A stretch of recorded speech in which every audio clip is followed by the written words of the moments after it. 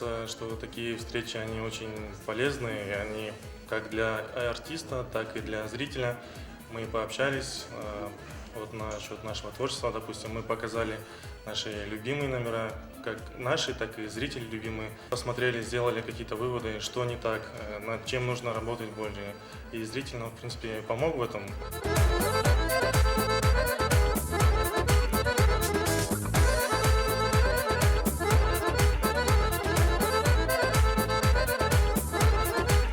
Сегодня у нас была уникальная возможность познакомиться с нашими КВНщиками. Мы хотели давно узнать, как же на самом деле они пишут свои крымско-татарские шутки. Оказалось, это все очень просто, так как это берется из жизни.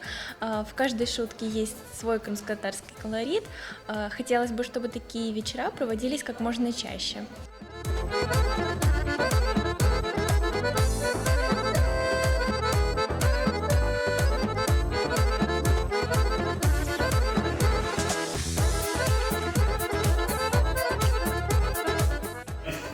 Не торопись!